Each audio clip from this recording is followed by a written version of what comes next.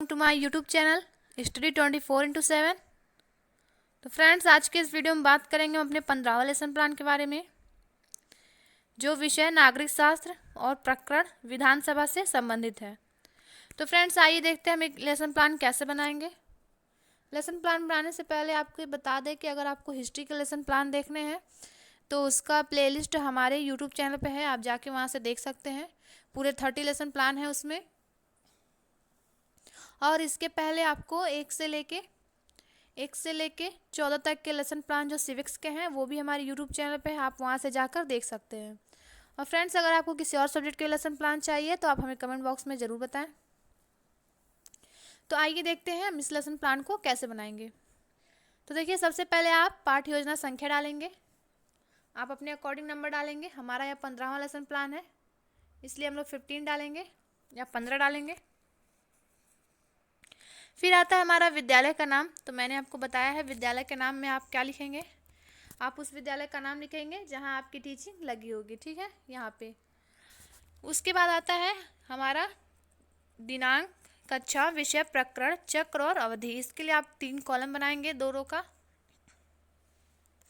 जिसमें आप विषय और प्रकरण नागरिक शास्त्र और प्रकरण लिखेंगे विधानसभा। बाकी सारी चीज़ें आप अपने अकॉर्डिंग डालेंगे। फिर आता है हमारा समान उद्देश्य। तो जैसा कि मैंने आपको बताया है, समान उद्देश्य हमारा विषय से संबंधित होता है और प्रकरण हमारा किससे संबंधित होता है, विशिष्ट उद्देश्य जो है प्रकरण से संबंधित होता है। तो हमारा समान उद्देश्य तो बदलने वाला नहीं है, क्योंकि सभी लेसन प्लान में विषय तो नागरिक शास्त्र ही रहेगा। इसलिए समान उद्देश्य अगर आपने पहले पाठ्य योजना में लिख लिया है तो आपको बार बार लिखने की आवश्यकता नहीं है, आप पूर्वत लिख सकते हैं। विशिष्ट उद्देश्य हमारा बदलता रहता है, क्योंकि वह प्रकरण से संबंधित है और सभी लेसन प्लान में प्रकरण अलग अलग होता है, जिसके अकॉर्डिंग आपको विशिष्ट उद्देश्य लिखना होता है। तो आइए देखते हैं विशिष्ट उद्देश्य को। विशिष्ट उद्देश्य के तहत कई बिंदु देखने को मिलते हैं, परंतु मुख्यतः आपको 3 बिंदु ही लिखने हैं। पहला है ज्ञानात्मक उद्देश्य, दूसरा है बोधात्मक उद्देश्य और तीसरा है हमारा क्रियात्मक उद्देश्य। तो ज्ञान से ही पता चल रहा है कि ज्ञानात्मक यानी इसमें ज्ञान देने की बात की जा रही है, ज्ञान की बात की जा रही है। तो आप इसमें क्या लिखेंगे, पहला बिंदु देख लीजिए, छात्र विधानसभा के बारे में ज्ञान प्राप्त कर सकेंगे। दूसरा बिंदु, छात्र विधानसभा के विषय में प्रत्यास्मरण कर सकेंगे। ठीक है फ्रेंड्स। अब आता है हमारा बोधात्मक उद्देश्य। तो बोध मतलब होता है समझना, यानी इसमें समझने की बात की जा रही है। तो इसमें आप क्या लिखेंगे, पहला बिंदु है छात्र विधानसभा तथा उसके कार्यों को समझ सकेंगे। दूसरा बिंदु हमारा छात्र विधानसभा की नीतियों को समझ सकेंगे। तीसरा है हमारा क्रियात्मक उद्देश्य। जैसा कि मैंने आपको बताया है, जानने और समझने के बाद छात्र जो क्रिया करते हैं उसे ही हम किस में लिखते हैं, क्रियात्मक उद्देश्य में लिखते हैं। तो देखिए, लिखना है आपको, पहला बिंदु है छात्र विधानसभा की नीतियों का प्रयोग अपने हक में कर सकेंगे। दूसरा बिंदु, छात्र विधानसभा के बारे में व्याख्या कर सकेंगे। अब आता है हमारा सहायक सामग्री। तो जैसा कि मैंने आपको बताया, सहायक सामग्री में आपको क्या लिखना है, आप जो भी कक्षा में पढ़ाने के लिए जिस भी उपकरण या जिस भी सामग्री का प्रयोग करेंगे वो क्या होगा, आपका सहायक सामग्री में आपको लिखना होगा, जैसे लपेट, श्यामपट्ट, संकेतक, चार्ट आदि। अब आता है हमारा पूर्व ज्ञान। तो पूर्व ज्ञान में देखिए, आप पूर्व ज्ञान में आपको हमेशा प्रकरण से रिलेटेड ये लिखना होगा कि सभी छात्र विधानसभा के विषय में सामान्य जानकारी रखते हैं। अब आता है हमारा प्रस्तावना प्रश्न। तो सभी लेसन प्लान की शुरुआत किससे होती है, प्रस्तावना प्रश्न से होती है। और आपको पता है कि शुरुआत अच्छे से करना चाहिए, तो प्रस्तावना प्रश्न को क्रम से रखना चाहिए, प्रकरण से ही रिलेटेड होना चाहिए, इधर उधर से प्रश्नों को नहीं रखना चाहिए। तो प्रस्तावना प्रश्न लिखने के लिए आपको 3 कॉलम बनाने होंगे, जिसमें पहला आपका होगा प्रस्तावना प्रश्न या क्रम संख्या, दूसरा होगा छात्रा अध्यापिका या छात्राध्यापक, तीसरा कॉलम होगा आपका छात्र क्रिया का। ठीक है फ्रेंड्स। फिर आपका प्रस्तावना प्रश्न का पहला प्रश्न है, गांव में नियम किसके द्वारा बनते हैं, तो ग्राम पंचायत द्वारा, छात्रों का उत्तर है। दूसरा प्रश्न, जिले का कानून किसके द्वारा बनते हैं, तो जिले के कानून किसके द्वारा बनते हैं बताएंगे आप लोग, जिला परिषद द्वारा। तीसरा प्रश्न, राज्यों में कानून किसके द्वारा बनाए जाते हैं? तो विधानमंडल द्वारा। चौथा प्रश्न हमारा, विधानमंडल के कितने सदन होते हैं? तो 2 सदन होते हैं, विधानसभा और विधान परिषद। पांचवा प्रश्न हमारा, विधानसभा के बारे में आप क्या जानते हैं?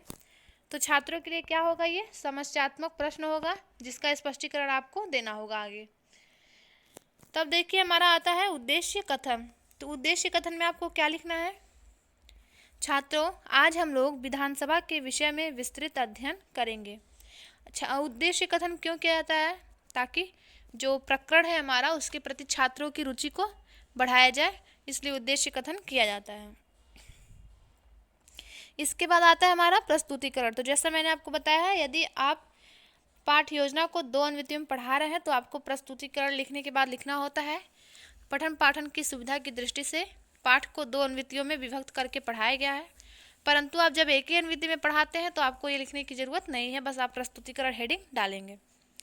इसके लिए आपको 4 कॉलम बनाने पड़ेंगे, जिसमें पहला है शिक्षण बिंदु, दूसरा है छात्राध्यापक का कथन या क्रिया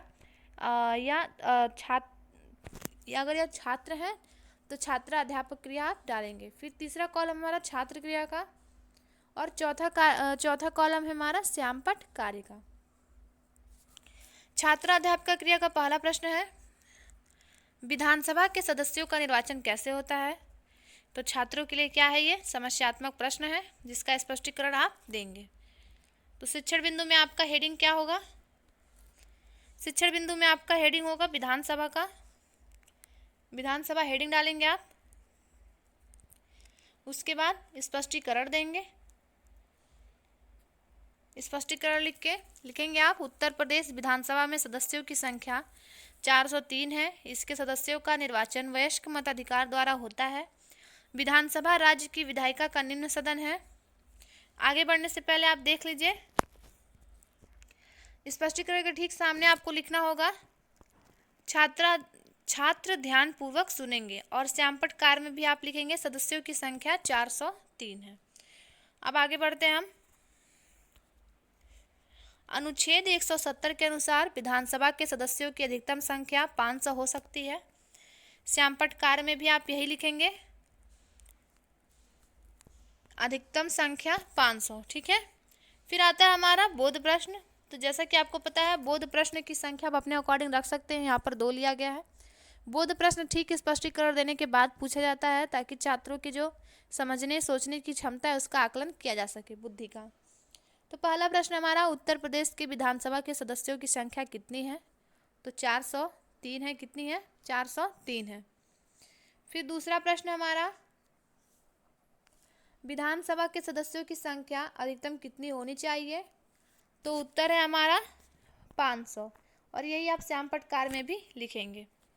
तीसरा प्रश्न है हमारा, विधानसभा का सदस्य बनने के लिए क्या योग्यताएं होनी चाहिए? तो छात्रों के लिए क्या है? ये समस्यात्मक प्रश्न है जिसका स्पष्टीकरण आप देंगे। तो स्पष्टीकरण हेडिंग डालेंगे आप और लिखेंगे क्या? विधानसभा का सदस्य बनने के लिए निम्नलिखित योग्यताएं होनी चाहिए। पहला है हमारा, वह भारत का नागरिक हो। दूसरा, उसकी आयु कम से कम 25 वर्ष की हो। स्पष्टीकरण के ठीक सामने आप लिखेंगे, सभी छात्र ध्यानपूर्वक सुनेंगे। आगे बढ़ते हैं हम। तीसरा बिंदु है हमारा, वह पागल या दिवालिया ना हो। चौथा, उसके ऊपर कोई भी आपराधिक मुकदमा ना दर्ज हो। ठीक है। फिर आता है हमारा, साधारण अवस्था में विधानसभा सदस्य का कार्यकाल 5 वर्ष होता है, जबकि आपातकाल में इसे 6 माह बढ़ाया जा सकता है। यही आप श्यामपट्ट कार्य में लिखेंगे, 5 वर्ष, आपातकाल में 6 वर्ष। ठीक है। अब हमारा आता है बोध प्रश्न। तो बोध प्रश्न में पहला प्रश्न है हमारा, विधानसभा सदस्य की किन्हीं 2 योग्यताएं बताइए।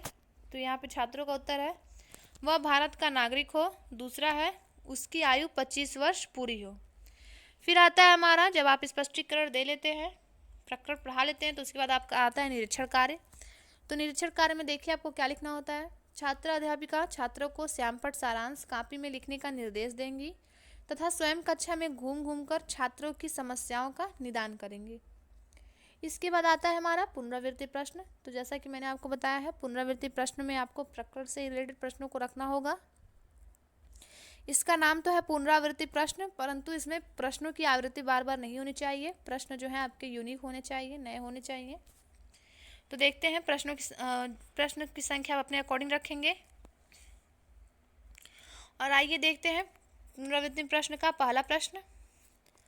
राज्य की विधायिका का निम्न सदन कौन सा है? तो विधानसभा। दूसरा, किस अनुच्छेद के अनुसार विधानसभा के सदस्यों की अधिकतम संख्या 500 हो सकती है?